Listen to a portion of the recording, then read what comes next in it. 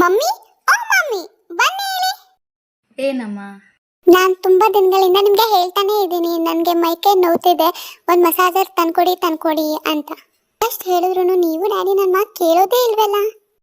ಪಪ್ಪ ಕೇಳಿ ನೋಡ್ತೀನಿ ಇರು, ಅವ್ರು ಆರ್ಡರ್ ಮಾಡ್ತೀನಿ ಅಂತ ಹೇಳಿ. ನಂಗೆ ತುಂಬಾ ಬೇಜಾರಾಗ್ತಿದೆ ಗೊತ್ತಾ. ನೀವಿಬ್ರು ನನ್ನ ಜೊತೆ ಮಾತಾಡಲೇಬೇಡಿ, ನನ್ನ ಮುಟ್ಬೇಡಿ. ಏನಾದರೂ ಮಾಡ್ಬೇಕೀಗ.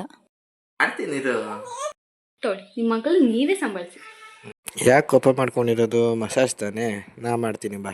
ಮಗಳೇ, ಹೇಗಿದೆ ಮಸಾಜು? ನಮ್ಮ ಹೊಟ್ಟೆ ಎಷ್ಟು ಉರ್ಸ್ತಾವ್ರೋ ಆ ಭಗವಂತನ ನೋಡಿದ್ರೆ. ನನ್ನ ಜೊತೆ ಇಬ್ರು ಮಾತಾಡಬೇಡಿ, ಹೋಗಿ. ದರ್ಶಿತಾ, ಕರ್ಕೊಬಾ ಅವಳನ್ನ, ಏನೋ ಒಂದು ಸರ್ಪ್ರೈಸ್ ಇದೆ ಅವಳಿಗೆ. ಮಸಾಜರ್ ತಂದಿದ್ದೀರಾ? ಹೇಳೇ ಇಲ್ಲ. ಹೇ ಮಸಾಜರ್ ಕಲ್ ಡ್ಯಾಡಿ ತಗೊಂಡಿಲ್ಲ ಅಂತ ಸುಳ್ಳು ಹೇಳಿದ ನಂತರ ಮತ್ತೆ ಇವತ್ತು ಬೇಜಾರು ಮಾಡಿದ್ರ ನನಗೆ.